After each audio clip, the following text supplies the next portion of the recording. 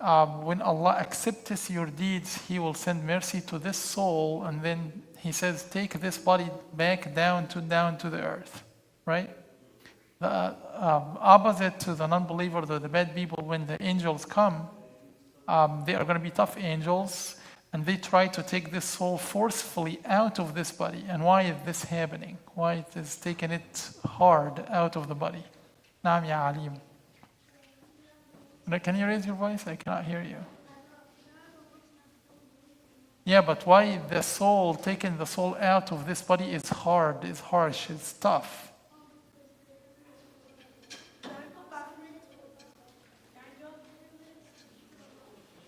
Yeah, but okay. I mean, the simple answer, Ya Alim, is the more you are tied to this life, this is the lesson we want to learn. The more you are tied to this life, to this materialistic, worldly life, like, I have a pain, take a pill to get the pain away. I'm thirsty, just drink quickly. I'm not saying if you are thirsty, do not drink, but some people are really tied to this life very much tied to this life. If you ask him to share something with his brother, he said, no, that's mine, I got it. Let him go grab one for himself. It's so tied to this life. It is okay to live the life, but to be so much tied to it, at the time of death, it's going to be hard for this soul to get out. This is the reason, Ya Alim, why the non-believers in general, because as you said, they don't believe in the next phase of the test, which is Al-Qabr. They don't believe in it. They don't want to go. They don't want to leave. This soul doesn't want to leave this body for which it lived many years, right? Only myself, only my benefits, only what benefits me. I don't care about others, right? Selfishness, ego, inflation, right? All of the bad things that accumulate in this soul makes it very hard to leave that body. So anyway, we said that now the souls are out of the body, they are exposed before Allah, Ya Umar, and then Allah Azza wa Jalla, whenever the good soul of the good believers or the good Muslims, and by the way, Muslims, I mean from Adam all the way to Prophet Muhammad, right? Because this is the deen of Allah since time began, Islam, right? Right, kids? Right?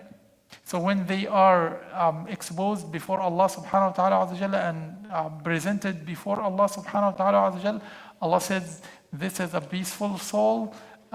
He sends His mercy subhanahu wa ta'ala Azza wa Jalla to this soul, and then it is sent back to the earth, waiting for what?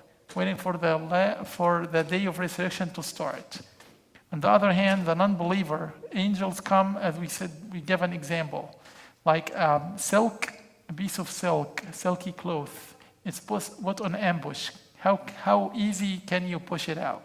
It's not easy, it's very hard. You're going to torn it apart, right? This is how the soul of the non-believers, when it comes out of this body, it is divided. They don't want to leave. So we will start to recite. So some people may ask, all right, that is really serious. How can I make this journey easy for myself? After the souls come out, the first thing you will hear, because they will take your body, they wash it, they bury it under the ground, right? Guys, I'm mentioning facts, so you need to pay attention. So after this happens, the dead person, he still hears. Allah Azza wa Jalla gives this soul, now it's dead, the body is dead, and the earth starts, the worms, it starts to eat this body. It doesn't matter, you're not going to feel this. But your soul now hears the footsteps of the people going away and leaving you alone. Now, after you've finished, you handed over your book of deeds. It's over, it's closed. We'll talk about exceptions, but your deed of books, like similar to any exam, when they say pens down, don't write down anymore. You cannot add, with exceptions, you cannot add anything to it. Now this book is going to be taken out of you and be presented to you in the grave. So the angel is going to come to you, right? They ask you the questions. Who is your Lord? What's your messenger? And what is your religion, right? It's tough because these angels are very harsh. They are not nice looking, and you are in the grave. They will seat you, let you sit upright, and then they start asking you whether you are a believer or non-believer. If you lived this life sacrificing, believing in Allah, His messengers, knowing what Islam is, and worshiping Allah subhanahu wa ta'ala azza wa jal, knowing you are the servant of Allah, doing it charity and all the good things, Allah will give your soul the ability to answer the questions. When they ask you, who is your Lord? You don't say, I don't know. I heard my parents saying something, I just mimicked what they are saying. That's not going to save you. So that is serious. You have to know it from the bottom of your heart, whom I'm worshiping and why I am worshiping Him. And that's why we are here, to tell you the attributes of Allah, how He created subhanahu wa ta'ala the whole universe, and what is the benefit of creating the universe. And then they are going to ask you, what is your religion? I'm a Muslim. What does Islam mean? Right? And then they're going to ask you, who is your prophet? To every and each one of us, every human being, whether you are a Muslim or atheist or Buddhist or whatever else there is. Omar has a question. Naam, ya Omar. Yeah, but all of them.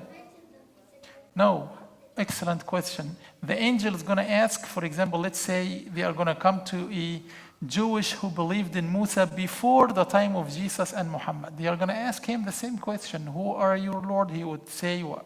Allah. Who's your prophet? His prophet Musa. What is your religion? Islam.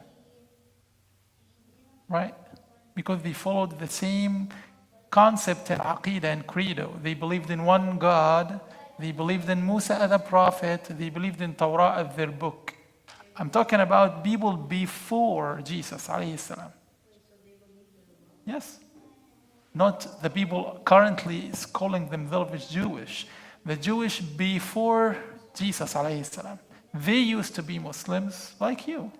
People of Salih, of Thamud. They used to be Muslims, but the only difference is their ibadah is different from us. Their sawm is different from us. Zakah is different, etc. But they believe in Allah, they believe in angels, the hereafter, the death. All of the basic concepts are the same among all of the believers. So Islam is not just for us or Arab or a certain era or Prophet Muhammad only, no. All right? So anyway, let's read this hadith about Muhammad mentioning what are the things that are going to make this first meeting with the angels of death easy for you. So Prophet Muhammad said when the soul of that person who passed away, everyone around your grave already, they were crying, whatever, there is ceremony, they doing a condolence and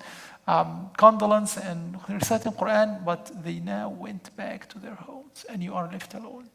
Now the angels of, as you said, angels of death started to come and ask you. And this is serious, as I said. So if you are a good person, if you are a good, righteous Muslim, as-salah will be at your head. As-salah, guys, this is very important. The salah, the prayer. So if you are really praying, the salah will come to defend you. The angels want to come from this direction because it's similar to this book. Your head is here and for example, your foot are opposite to that door. You are just laying down in the grave. So the angels want to come from this direction. As-salah say, stop. He was a righteous person. He was praying every salah, not skipping salawat. So you need to learn now that salah is serious. You don't say, well, I will pray when I feel like I want to pray. I will pray 3 salawat every day. They are 5. You have to pray 5 and you have to pray them on time because this is going to be asked down there in the grave. So please, no skipping of the salah anymore. I'm not asking who is skipping and who not. If you're not doing the prayer, this is important. And when you do the prayer, you have to stand and stop laughing, stop pinching and nibbing and talking to the person next to you, leaving the line, doing a lot of harakat. You cannot do this. This is not salah. This doesn't count. When you pray, you pretend as if you are talking to Allah subhanahu wa ta'ala. If I say if you're going to talk in front of the President of the United States, would you start fidgeting and playing with something or looking into the phone? No. You'll just stand still like this, eye to eye contact, face in his face, all right? You cannot just even say, I want to go to the bathroom, right? It is serious. This is Allah who created all of us. So when you pray, regardless of what your brother or the person next to you is doing, forget about him. You are just praying, focusing on the prayer, focusing on understanding the ayat you are reciting. When you say, Alhamdulillahi Rabbil Alameen, this should bring something in your heart. What does it bring to your heart? You should ask yourself this question. When I say Alhamdulillah, what do I feel inside my heart? Maliki yawmiddin, iyyaka na'budu. Even when I say Wadduha, wal-layli idha saja, what do I feel? You have to ask yourself this question. If you don't, then you go to tafsir books and start to understand the meaning of the surahs you are reciting, right? Don't you agree, guys? What would the difference if I handed a Chinese script to you, other than that when you recite one letter of the Quran, you take hasanat? Fine. But what is the difference when I give you the Quran and a Chinese script and you recite both? Will you understand nothing out of both? Is there any difference? No. The answer is no. When I'm saying I handed over the Quran and you said, I don't understand, I memorized it, all of it, but I don't understand anything of what it says. What if I gave a Chinese script to you to read it, and you let's say you know how to read Chinese? What is the difference? No difference. Good, thank you. No difference. Is this a good thing we want to have for ourselves? No. We want to recite the Quran understanding what it means. Right? وَالْعَادِيَاتِ ضَبْحًا, right? We discussed this before. What does it mean? Maybe it's this something serious Allah is talking about. I don't know. It is just I memorized Surah Al-Adiyat, but I know nothing about it, the meanings-wise. Well, that is serious. You should, right? Don't you agree, Kareem? All right. So anyway, going back to this hadith, when the angels you are laid down in the grave and the angels are approaching from the head, if you are really praying, نعم يا عليم, عليم had a question.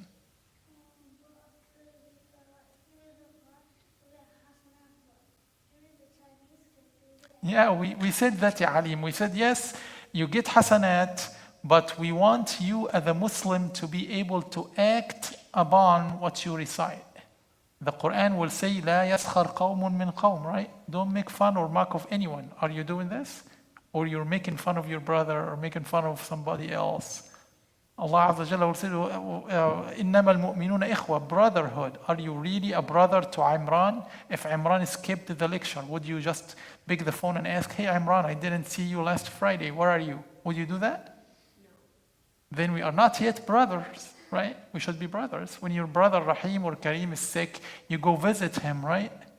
But Imran is no different from them. Yes, he is not your consanguineous brother from the same father and mother, but he is your brother in Islam. If he's sick, if he is in trouble, if you can, you should help him, right? You should approach him and help him. He should do the same thing, right? Kareem is saying, no, I don't help people. That's a problem. It's a reality, Kareem. Unfortunately, yes, most of Muslims now, they don't help each other. They saw a brother in trouble. May Allah give it easy for you. I'm going on my way. May Allah make it easy for you. I make dua for you. He needs your help. Don't just give him your back and pretend you didn't see him before. No, that is not brotherhood.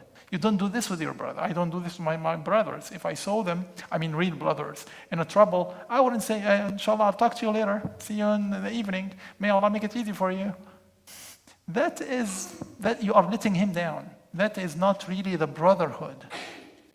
Again, as much as you can, sometimes you cannot really, he's really in trouble. He did something wrong. He committed a sin. You cannot help. But most of the time, you can help the brother. So we are still learning. It's okay to still learn. That's why we are here. That's why you are coming every Friday. Kareem said, no, I'm not going to help people in trouble. I'm joking.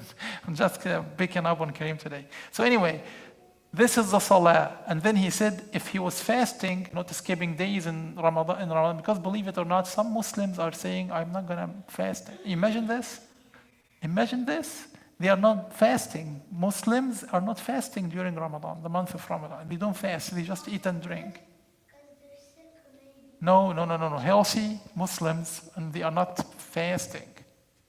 So, yeah, anyway, So the salah will be on your head, the siyam is going to be on your right, the charity and all the sadaqat, the paying money you are paying to save the weak and poor and sick people, all of this is going to be in the grave, trying to protect you. Whenever the angels of death are going to come to ask, he said, no, leave him alone, not from this direction, not from this direction. So these are ways to make this meeting easy, is to do a lot of good deeds. Naam ya Omar. Omar have a question. If you do everything good, they still ask you? Yeah, they have to ask you. They have to ask you. Do everything good, Even if you are doing everything good. There are few, no, let me finish the answer. There are few people who are not going to be asked inside the grave. There are exceptions to this test. Prophets, no one is going to ask them, right? Because they are the source, the source of Islam, right? He's going to ask Prophet Muhammad, who is your prophet? He is the prophet, so he is saved. The martyrs, shaheed, the martyrs are also going to be saved from this tough test inside the qabr. Martyr who sacrifices his blood for sake of Allah subhanahu wa ta'ala to defend the right, to put a halt to injustice. Those martyrs, if somebody want to steal your money and you are fighting for your money and you're dead, you are a martyr. If you are sick with cancer, you are a martyr. If you are drowned, you are a martyr. Cancer is not word. It could be dangerous. But Prophet Muhammad said that there are different. We discussed this before, ya Umar. Maybe you were not there. Suicide. No, you cannot do this. No. I don't know. So anyway, so the question that comes in mind now: what should we do to make the first step in our hereafter journey easy? The first step is to understand your soul, because this is the soul, right? We just said this is the soul that's going to be presented before Allah and asked by the angels in the grave, right? So how many types of souls do you know? By the way, this soul is inside each and every one of you. It is listening to me right now as much as I look into it. Is Allah gonna make you? No, I'm asking, what type of souls do you know? Ahsant, this is the first. Is there anyone before al-lawama? Come on, those who memorize the Quran, Allah mentioned a nafs in the Quran. Come on, you should know it, ya Kareem. He said al-lawama, la uqsimu bin nafsi al-lawama. Al-nafs al-mutmainna, but you are skipping. We want to start from the worst type of souls that is inside each and every one of us. This soul is telling you, eat a lot, drink a lot, don't give to people, be stingy, miserly, don't wake up to do qiyam, do not fast, do not pray, play with your phone, disobey mom. Whenever your father or mother is saying something, just don't listen to them. Hey, whoa. Yeah, yes, this is the first category. The lowest rank of souls is al-ammaratu bis-su'. Is always telling you to do bad things. Play 10 hours consecutively FIFA, whatever, 2025, or whatever you guys like to play. 10 hours, what about the salah? It's okay, I can accumulate the whole 5 prayers and make it all of it in 5 minutes. This is the nafs ammara bisu, giving you wrong directions. And all of us with no exceptions had it one time. Maybe you still have it, I don't know. So this nafs does never tell you to do good stuff. Like now, Rahim, his nafs is telling him to pick on Kareem a little bit, right? Ya Rahim, don't do that. So what do we want to do to this nafs? And nafs al-ammara bisu, what do you want to do to it? Excellent terminology, ya Bara and Umar. Upgrade it to what? What is the next level, ya Kareem, after al-nafs al-ammara bisu? What is the next upgrade? You just said it before. Come on. Al-lawwama, ex-blaming.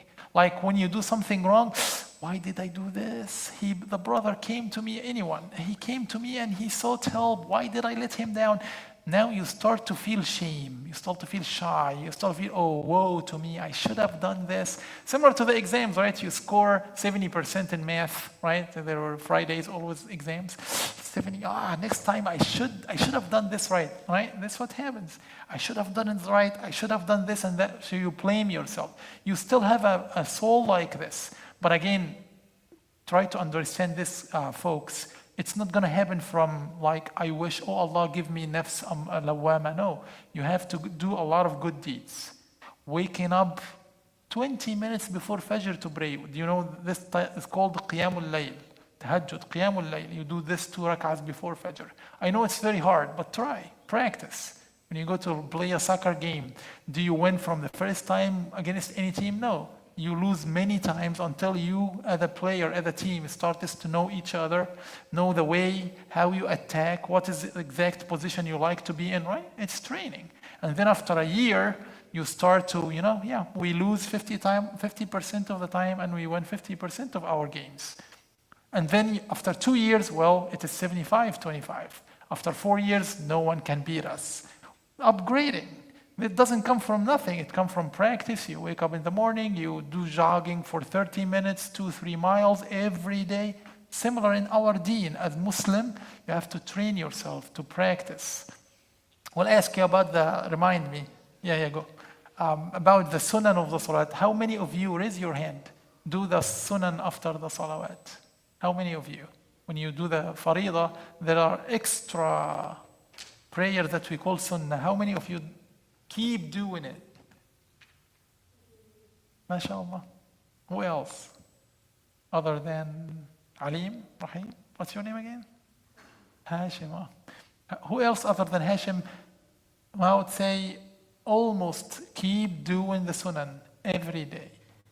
Every day, Hashim? What is the sunnah after of Fajr? Yeah. Sunnah of Fajr. 2 after or before it? Excellent. What is the sunnah of Dhuhr? Okay, fine. It is 4 before. That's fine.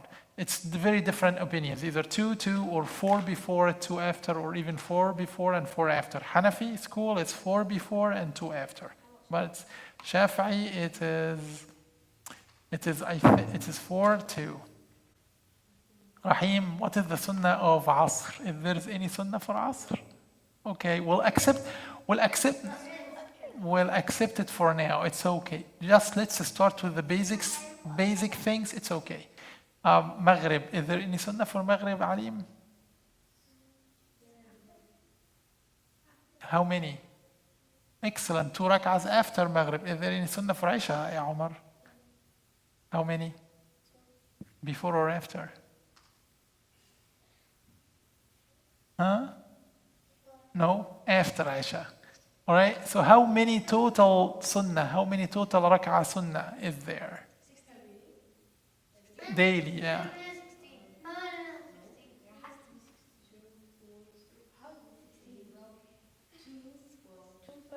That's it, 12. 12. Is it 2 before, can you count? 2 before Fajr, 4 before Dhuhr, and 2 after? 4 rak'ahs, sunnah only. No, not the total rak'ahs. No. Yes, this is the fard. I'm talking about the sunnah. How many per day? Just the sunnah. 12. He just said 12. But do you believe he said 12? He's objecting to it. Okay, fine. I take that too as an answer. He's right. It can be 10 or 12 or 14 is doubtful a little bit. نعم يا عمران.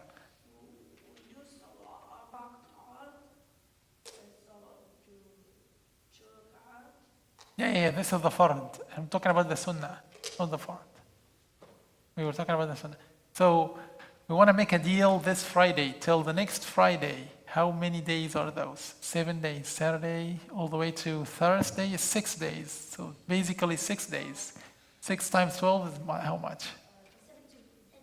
Whoever is able to pray those, we will give him like a candy or something. So I want all of you to try this coming week to pray all the sunan we agreed upon today. Can you do it? Let's revise it again. Before Fajr, 2 before Fajr, 4 before Dhuhr, and 2 after. This is 6 for Dhuhr. If you got it, that's excellent. And I want you to be honest. Don't come and say, yes, I did it. I did 72. Be honest. Can be 50, can be 60, can be 20. But for those 6 days, the full credit is going to be 72. Do as much as you can. I'm talking about sunan. Whatever you can. Naam ya Imran. Imran, raise his hand. No, it's 12. We are revising ya Imran. Fajr, 2 before Dhuhr. 4 before, 2 after. This is 8.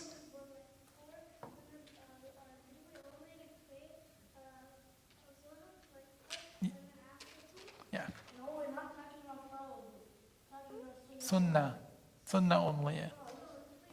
So you definitely have to do the fara'id. So raise your hand if you are not praying 5 times a day. All of you are praying 5 times a day?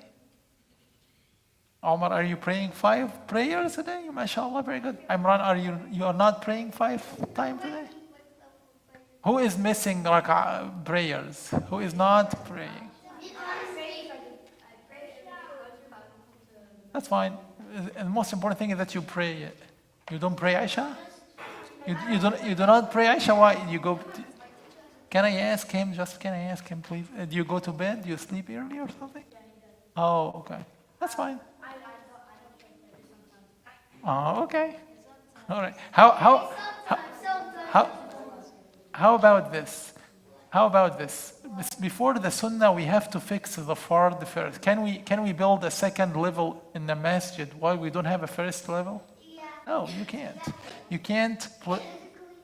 cannot build on something while you don't have the foundation. The foundation of the salah is what? The fard. We have to make sure the fard is good. How about guys, folks? This week we promise, every one of us, we promise we pray 5 times a day. The Fajr or Subh, Dhuhr, Asr, Maghrib, Isha. So I need you to pray 30 prayers till next Friday. 30. Starting from Saturday, Fajr. If you don't make it, if you cannot wake up for Fajr, make it up. Don't say it's okay, it's gone. No, even after sunrise, pray it. It's qada, but it's okay, pray it. Even before you go to school, pray it. All right? Deal? Let's worry first about the farad before we go to the sunnah. Deal? Everyone. We are going to do our best to pray 5 times. Naam ya Umar.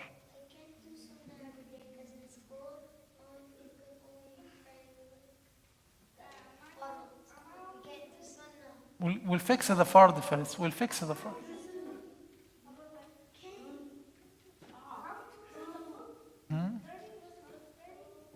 Yeah, 5 times, you pray 5 salawat every day times 6 of them, it's going to be 30. Right? Come next time, inshallah, and tell me, I did 30, I did 29, I did 28. We'll see who is going to win, inshallah. Okay? We'll see, inshallah. Okay? All right, so, all right. This soul, inshallah, Hashim, can you flip your chair and face me, please? So this soul, we are trying now to train. And I'm telling you from now, it is not gonna be easy to train your soul because it is stubborn. It always like to be lax, laid back, like to be lazy, not follow orders. Alim, is there something wrong? Is it down? So I'm just giving you warnings. It's gonna be hard to train yourself. Have you seen Train Your Dragon? It's hard. It's an animation movie. It's like training your dragon. When you train yourself, it's going to be hard. Yeah. Nothing. Well, we'll stop here for like 10 minutes. No. We're not going to continue. There are 7 types of the soul. 7. We talked about Ammara bis-Su', and what is the next upgrading level? What is the اللوامة. This side is silent. نفس الأمارة بالسوء. What is upgrading? اللوامة. Blaming. It's blaming you for not doing good things or for doing shameful sins. Okay? We will stop here, and then we'll ask you a little bit of questions because you like it. You like no. Huh? No. Do you like the questions? The trivia time? No? You don't like trivia time? Okay, fine. Fine with me. 5 minutes break and then we get the trivia time.